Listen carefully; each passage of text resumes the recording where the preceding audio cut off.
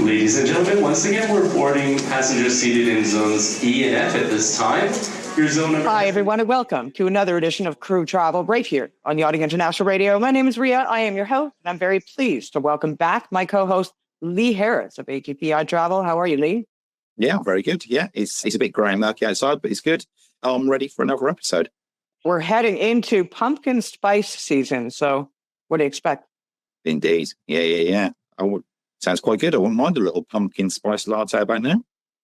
I think that's a Starbucks season. I don't know what it is about retail outlets, but yeah, definitely.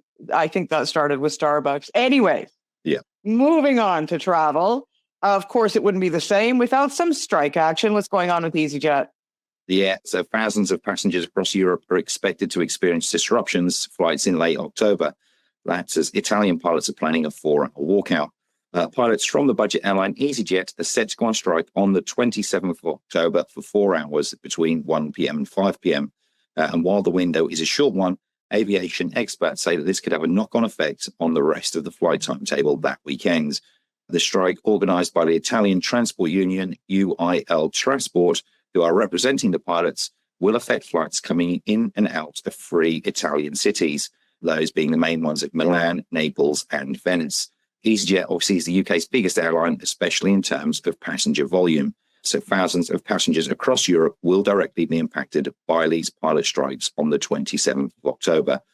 Obviously, as we always say, for any crew booked on EasyJet and travelling through one of Milan, Naples or Venice, please keep in contact with the airline or your travel provider. And as with any strike, it's not just the primary carrier that is affected. It does have a knock-on effect on flights everywhere because, of course, transitioning, et cetera. So definitely keep an eye out for all the other airlines as well throughout this day. Yeah, if you've got flights through Milan, Venice or Naples, just make sure the easiest tip is just to download the airline's app, allow notifications, and then you should get real-time updates with regards to your flight status. And British Airways has some news. Yeah, they do. Yeah, unfortunately, British Airways has been forced to cancel hundreds of long-haul flights. That's after maintenance issues with its Rolls-Royce jet engines grounded aircraft. The launch of a new Heathrow to Kuala Lumpur route will be delayed from November to April next year, while one of 2 daily trips from Heathrow to Doha will be cancelled until March. And then flights from Gatwick to New York JFK Airport will be suspended from early December for the whole of the winter season. At least 5 BA 787s are said to be grounded, and that's equivalent to 15% of the airline's fleet of 787s. Wow. And just to carry on a little bit more bad news, United Airlines has some. Yeah, let's just carry on being the Grim Reaper. United Airlines will be downsizing its seat capacity to London next spring. The changes affect flights originating from its hubs in Los Angeles and Washington, D.C. United currently operates the Boeing 787 Dreamliner twice daily between Los Angeles and Heathrow. This month, the carrier has a total of 92 flights scheduled on the route. That's offering over 23,600 seats. Beginning next month, though, the carrier will only offer 1 flight per day. November's operation will see 60 flights with only 15,400 seats, quite the drop. Between Washington and Heathrow, United currently offer 3 daily flights. However, this will be reduced to 2 daily flights starting from November. Now, the current flights follows in the footsteps of other American Airlines, Delta Airlines and American Airlines, who recently cut their schedule of flights to England's capital. Wow. And in the ongoing saga of days of our lives in the airline world, once again, let's talk about the EU entry-exit rules. Even I'm getting bored of this. It's every week, and it's just getting ridiculous, to be honest.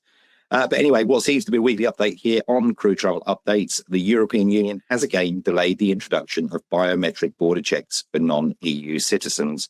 The entry-exit system, or the EES, had been due to begin on November the 10th, but the start has been put on hold once again because Germany, France and the Netherlands have said their systems are still not ready.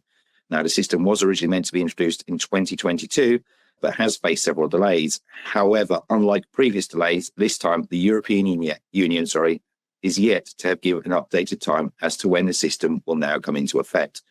As soon as the new date is announced, we will bring it to you here on Crew Travel Updates, and probably the week after, we'll tell you it's been delayed again. Do you know what's interesting about this is no wonder the world is such a cluster beat, because if you can't even get something as simple as that done, throughout Europe, for example. How can you get the world's governments to all come together and declare peace on Earth?